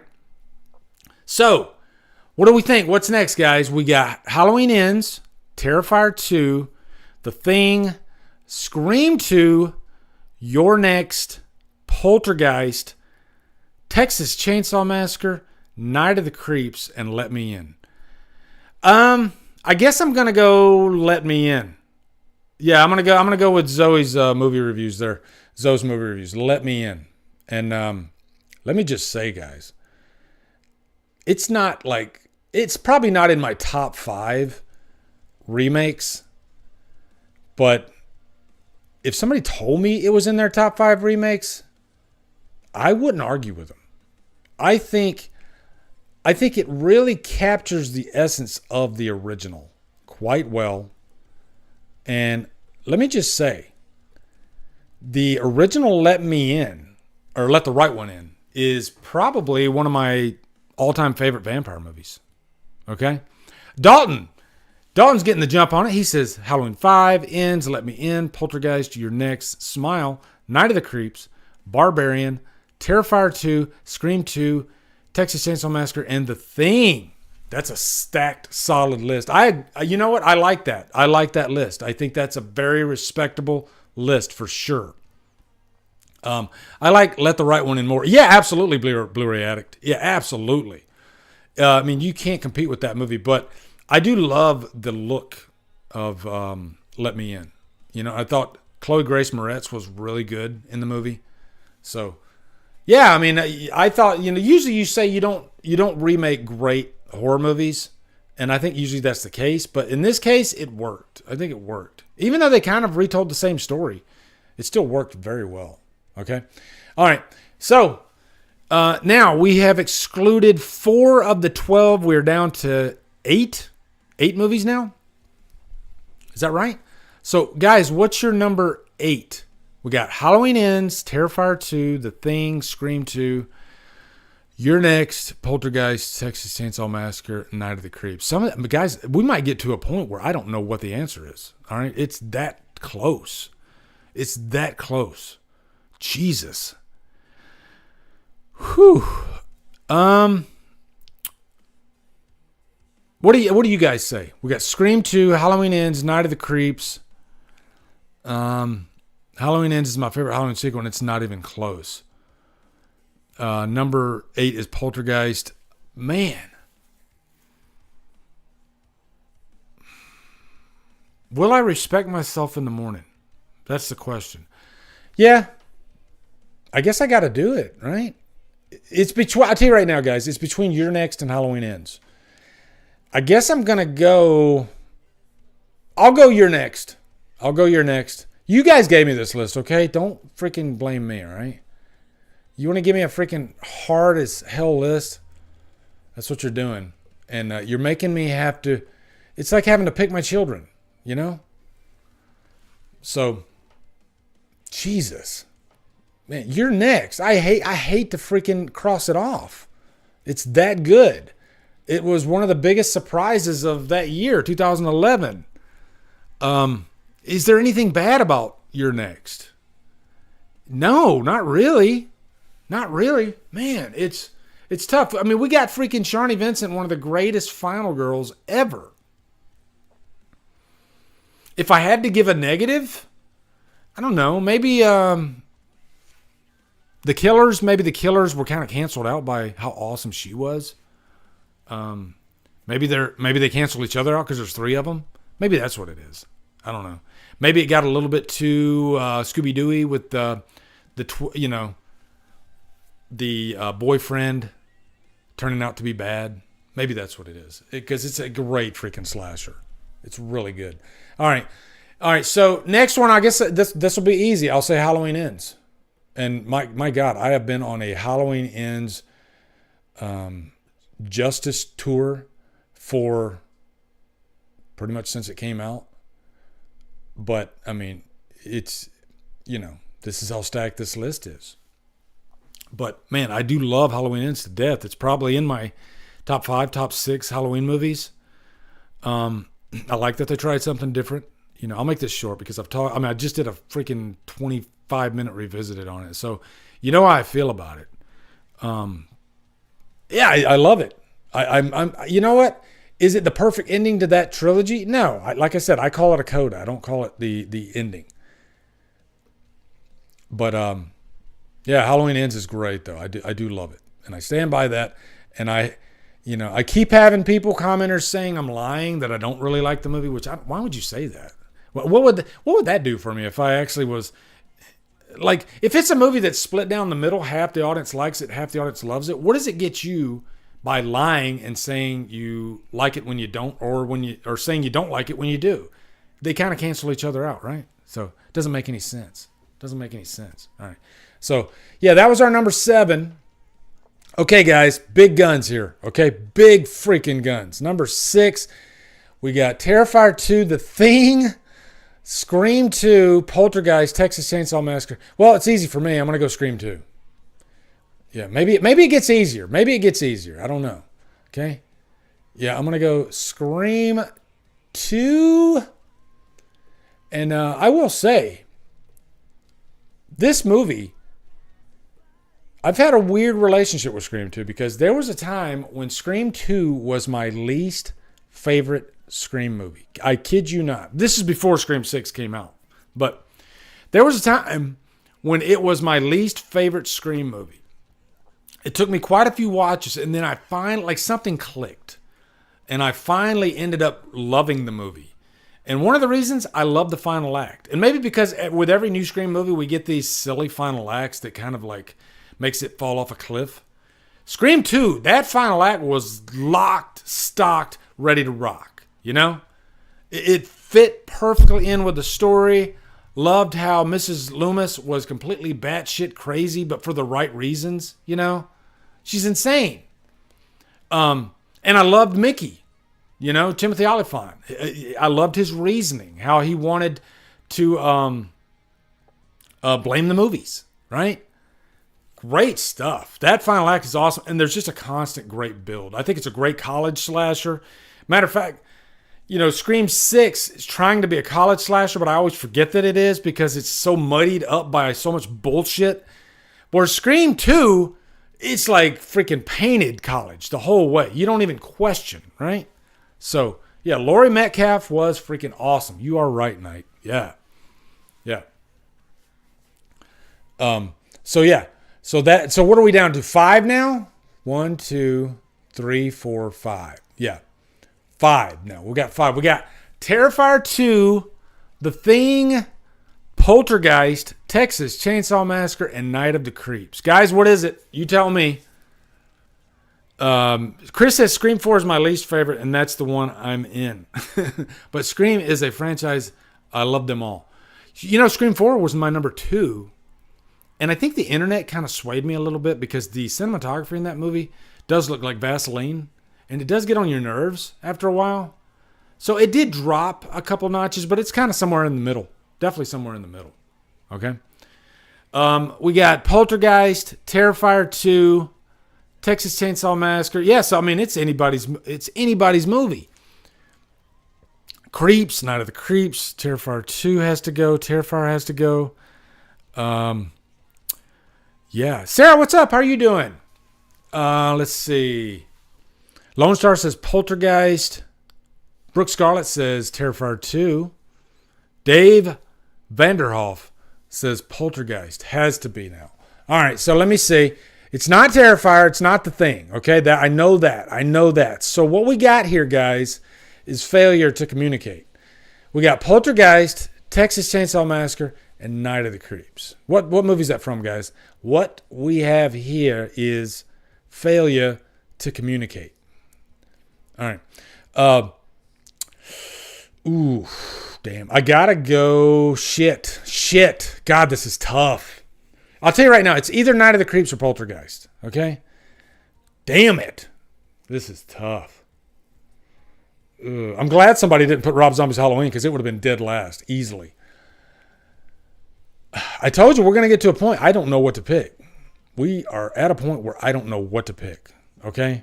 I might have to flip a coin. Jesus, I'll go Poltergeist. God damn it, that hurts, guys. It stings to put that. I'll go Poltergeist, all right? Damn you, guys. I blame you. It's not my fault. All right? I learned about watching you, all right? I'm just going to shout out movie quotes as we go, okay? No, Cool Hand Luke, thank you, Knight. Knight, you are a freaking cinema connoisseur, all right? Damn, Cool Hand Luke, he got it. Don't blame us, you're the one doing it. I'll never do this again. This hurts. It hurts my heart, damn it. Shit. What song's playing right now? Let's see, hold on. Can you guys hear any music?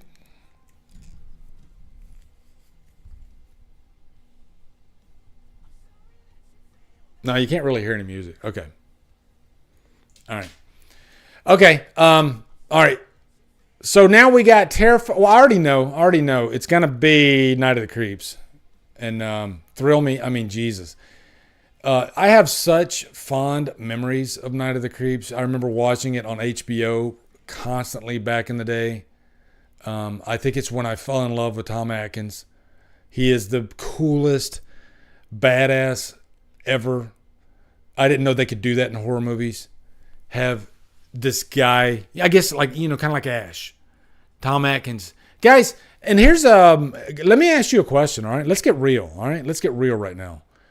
Tom Atkins or Bruce Campbell?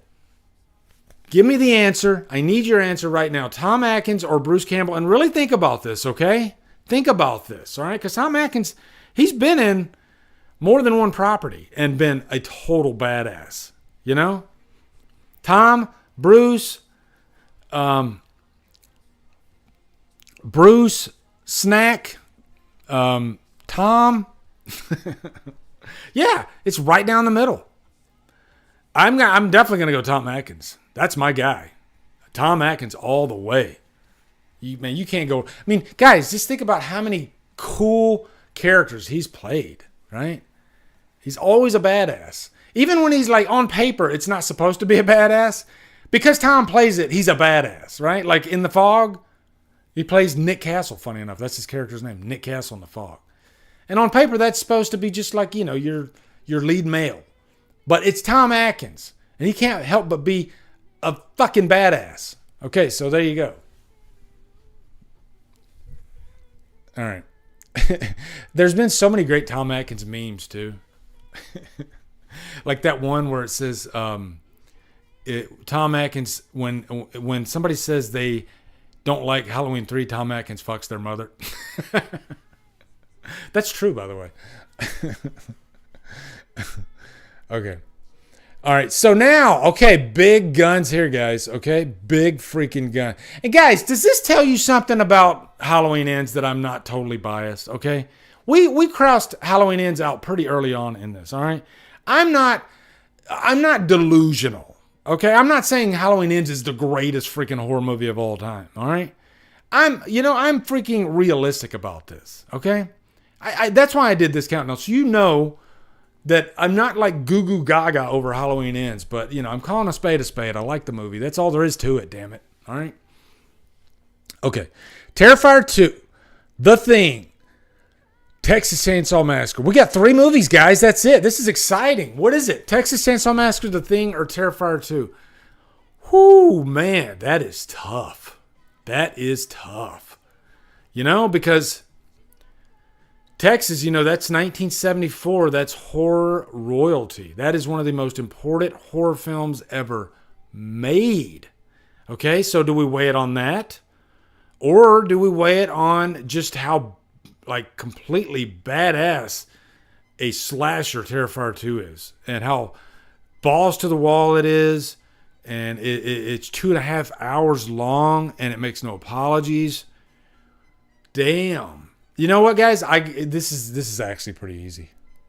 This is actually pretty easy. What do you guys say? I'm just gonna go ahead and tell you. Yeah, I gotta take Texas Chainsaw Massacre is number 3, and I stand by everything I just said about it. It is easily. I'd even say, guys, is Texas Chainsaw Massacre one of the scariest horror movies ever made? Is that a fair? I think maybe scary's not the word. Maybe shocking. Right, guys? Is it shocking? I think it is one of the most, the first time you see Texas Chainsaw Massacre, you are in shock. Am I right about that, guys? Because I was, I probably saw it for the first time in the 80s, somewhere around there, but I was like, wow, this, by the end when they're screaming their freaking faces off. Yeah. Wow. Okay. So, we're down to Terrifier 2 and The Thing. All right, guys, what is it? You tell me right now what is number 1. All right, don't even tell me what's number 2. Just, I want to see what you guys say. What is number 1? Is it The Thing or Terrifier 2? And by the way, I'm having a freaking blast with you guys, okay?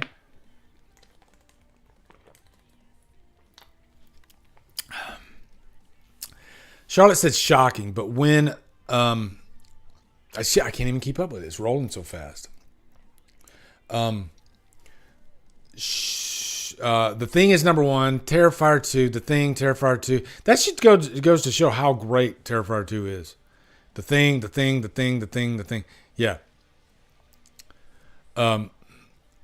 Let's hear a Michael Myers. That's why I say it. Michael Myers. I've been trying to get better at it. I've been trying to say, Michael Myers is dead. Okay.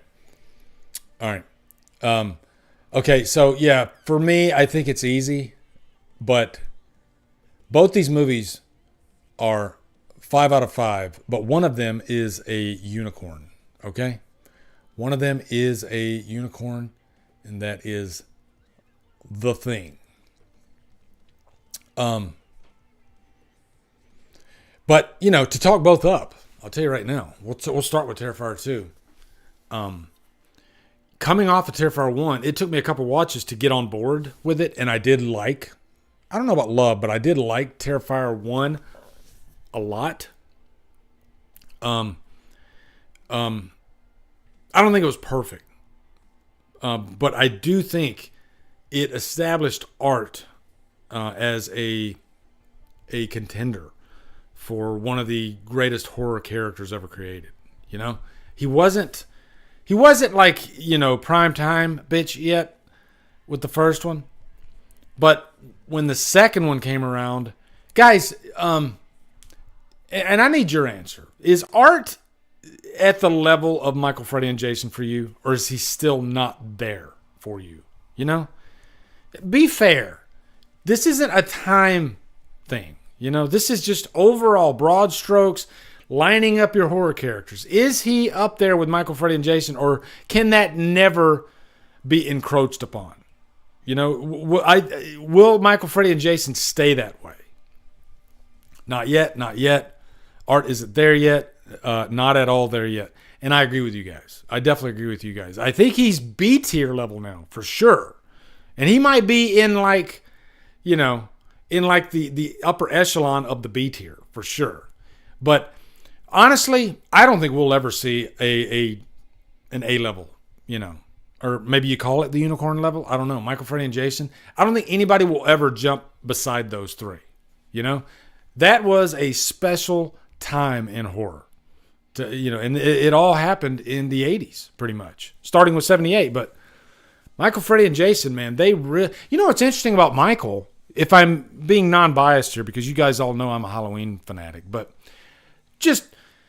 I think Michael was losing a little bit of his credit. He'll always be in the top for sure, but I think the horror icons, they do kind of, they fluctuate a little bit here and there, given on when the movies come out. But before Halloween 2018, I would have said Jason Voorhees of the three, was the more popular. Right, guys? Debatable, even then. After Halloween 2018 and this whole trilogy, not the movies themselves, but just Myers as a character, I think he's the big kahuna now, right, guys? Don't you think he's the big kahuna, or am I wrong? As much as I love Freddy and as much as I love Jason, right now, I think it's Michael. But that doesn't mean they can't overtake him. I think they can. But right now, I think it's Michael. So, yeah. So, of course, The Thing, and you know what?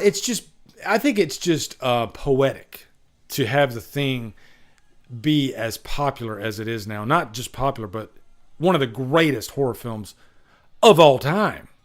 Like, I mean, let me think about this for a sec. Is The Thing my number 2 greatest horror film of all time? And you know what? The Thing's probably the better movie than Halloween, as far as like what's going on, dealing with paranoia and characters. That's debatable. But man, let's put it this way. If somebody tells me they prefer The Thing over Halloween, I'm not going to argue with them. It's that freaking special, But it's just great that this movie came out and it was bombed royally. Everybody was goo goo gaga for E.T. and nobody wanted to give The Thing a chance. Critics panned it. Carpenter went into a deep depression. All this stuff happened. And then what happens decades later? Probably in the 90s, right, guys? That's when The Thing started coming around. But people in the business, especially in the special effects business, they were already on board with The Thing. And they were probably like scratching their heads like, why isn't this like crazily popular right now? Sarah Campbell, she says, even though I wildly disagree with your ranking, this was super fun. I'm happy I found you on Knight's channel. I'm excited to see more of your stuff. Thank you, Sarah. I remember Sarah because I was on Knight's channel the other night, and his freaking his viewers over there are just the loveliest people. They really are. And I had a blast, and they were so inviting and welcoming, and it just felt like home. It really did. It felt like home. So, I guess, Sarah, welcome to the Drumdums family too, okay? We have a blast over here. We sure do. Hey, guys, did you like this? Was this fun? Is this something that you'd like to do? I'll do it like every freaking time if you want. I like that it gave you the power, I like that it gave you... Hell, we could even mix it up and do like shittiest horror movies, and you give me like your worst movie. I think that could be fun, right? That'd be really fun. Maybe, and just kind of mix it up a little bit, right? But yeah, this was a blast. We still got like... I'll give it like 10 more minutes. You guys made my stomach feel better, okay? That's the power of the horror community. You made my stomach feel better. Damn it. That's awesome. I'm out of water, though. Kind of upset I'm out of water. Any questions for me? Any questions? Want to talk some horror? I'm down. I'm totally down. Man, I'm on a high after that, though. That was really fun. And it was a tough list. It was a tough list to rack and stack. But I'm pretty proud of my results. Okay? Yeah. And I'll probably clip this out, too, giving you guys the power, right? I'll clip it out, and when I clip it out, I'll put pictures of the movies along the way, I guess. I don't know. We'll see. It was fun, though. I missed a super chat. Hold on. Let me see. Hold on.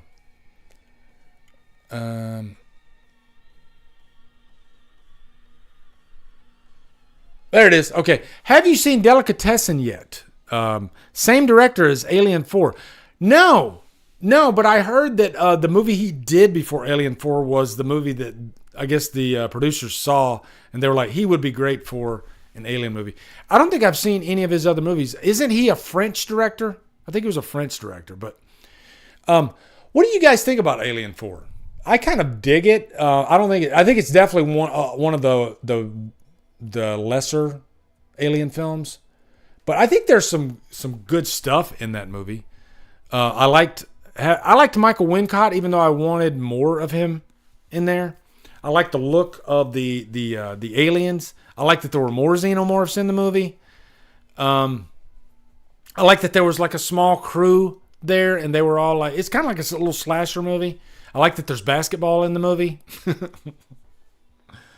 Oh man, yeah. What movies are you looking forward to the next month or so? Beasts of Darkness.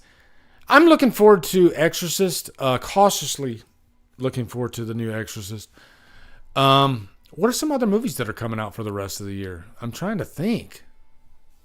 Is it only... I mean, I'm sure there's more, but The Exorcist is the... Guys, did any of you go see The Nun 2? I need to hear your opinions on The Nun 2. Did you dig it? Because I went into The Nun 2 expecting to hate it. Because I like The Nun, the first Nun, is probably my least favorite of the Conjuring universe. I don't like the movie at all.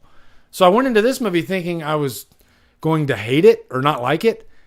And they grabbed me immediately and they didn't let me go. And then I had a blast with the movie. I think they corrected a lot of the problems from the first movie. Better story, much better effects. You know, like don't you hate it when you're watching a movie and you see some CGI that just completely takes you out?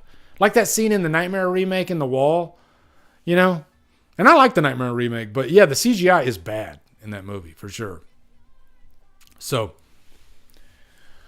Blurry Face, any chance of a video or even just audio reading of the Halloween Returns script or even any of the unused Halloween scripts like the original Halloween 4 script? Not just talking about... You know, my big thing is my time. The time that I have. Now, I will say, lucky for you, Halloween Returns, I did a review of the script years and years ago. Quite successful video, too, actually. Put a lot into it, and I broke it down and went through a lot of the elements that I liked and didn't like about the script. There's a scene with Michael Myers in the electric chair in the movie, believe it or not, in the script. And at face value, you would think that would be a horrible idea, but the way it plays out in the movie is kind of chilling. Kind of chilling, because that's where he escapes, and like I guess they pull the lever, and then everything goes black, and then all of a sudden you just hear like screams and bloodshed and insanity, and then Myers escapes. So I remember when I was reading it, my pulse was pounding. It's really good.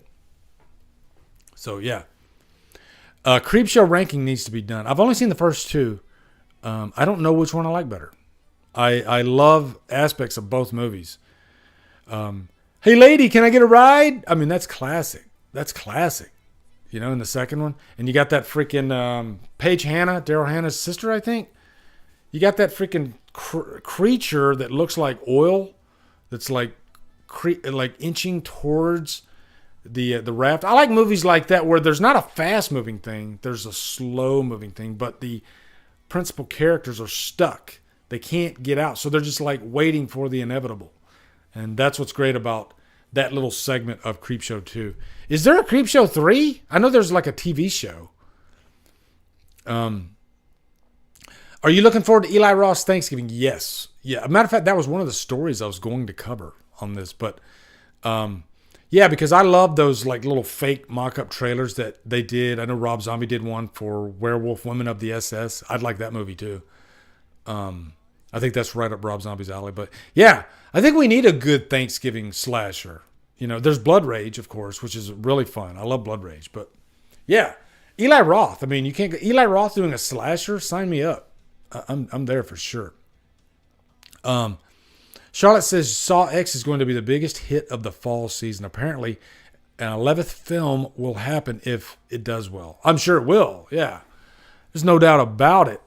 Now, I'm curious, though, if this movie does well, are they going to continue like down an alternate path? You know, like it'd be a sequel to this movie since this movie takes place after Saw 2. That's the weird thing about this movie. Where does it leave them if it's successful, right? I don't know. It'd be weird. Joseph's never met Danielle Harris before. Are you going to meet her? You're meeting her at Scarefest. She's really nice. I've met her twice. She's really nice. I think you'll enjoy it for sure. Matter of fact, I'll even tell you, I asked her a question the second time I met her. I said, because the fan film thing has been huge lately, and there's a lot of great ones out there. Like I just saw Dylan's New Nightmare, really, really good. So I asked her the last time I saw her last year. I said, hey, if somebody came to you and presented the idea of a fan film for Jamie Lloyd, would you do it? Like a modern day Jamie Lloyd movie? And she said at the time, and this was before we found out that she had pitched a script idea to Malika Akkad. So she said basically no, because she wouldn't want to piss off the Akkads and Trancas. And now I understand why, because she had already been talking to them about some stuff. So, but my question is, and maybe you can ask her this, okay? If everything falls through and she, if she feels like, okay, there's no way they're going to go forward with a Jamie Lloyd story, would she do one? I don't think she'll honestly answer it though, because at this point she's still in cahoots with the Akkads. So who knows? But I think if the right amount of money was right, because this woman only wanted like $5,000 for Halloween 6. So if they raised the right amount of money, like if a fan film came out and they needed $50,000 for Danielle Harris, I mean, I think they could raise it. Honestly, in a heartbeat, I think they could raise it. So, yeah. Vengeance, thank you so much. He says, Drumdums and Planet CHH is all I watch when it comes to horror movie news and reviews. Salute to you both. Thank you. Yeah, Christian's a great friend, and we love talking music together. I still don't know who knows more music. It's probably him. But we talk about a lot of obscure, like, 80s bands that don't really get that much coverage. But I think he probably knows more than I do, for sure. Yeah, he probably does. Chrissy says, I just want to see more Traps if I'm forced to sit through another shitty Saw sequel. Guys, what's the worst Saw sequel? And I haven't seen Jigsaw yet. But yeah, I mean, if you give me good Traps, that's not a bad thing. I didn't really think, I'll tell you right now, I didn't like Spiral. And I didn't think the Traps were anything to write home about. If you're comparing it to all the other Saw Traps, yeah. But I've heard Jigsaw is really bad. Okay? I've heard it's bad. Let me turn off my music here. Yeah. Will this stream be taken down immediately? With all the music that played. Like, guys, sometimes when I'll want to download the stream just in case I want to cut out some clips. And usually it's within like 30 minutes to an hour I can download it. But lately, I've had to go to bed and wake up the next morning hoping that it's ready to download. Because I guess they're doing all their checks and whatnot. With how much music I played during this, it might be 4 years before I can finally download it. Who knows? Okay? We might have a new Halloween movie out by the time I can download this stream. Right? It'll probably be taken out. Who knows? Voyage of Demeter was really good. Yes, I agree, Matt. I absolutely loved that one. It was like a great little creature feature slasher on a boat, one location. Really fun. It's a great thing about Dracula. You can tell so many different stories with the guy, And this one was just really small and contained, and I loved it. So, yeah, guys, I guess I'm going to wrap it up here. Boy, this was fun, though. Right, guys? I had a blast doing this with you guys. I loved doing the live ranking. A lot of fun. So we'll definitely do that again. If I don't come up with a different ranking, this will be like the default, I guess. But take care of each other. All right. I start on call, so there'll probably be no stream next weekend until I get off of on call. It's Monday to Sunday, so I'm glad I did it tonight. But yeah, love you guys to death. Take care, and Keep horror alive. That's a really cheesy, stupid thing to say. Horror's not going nowhere, okay? It's not going nowhere. All right? Where are you going?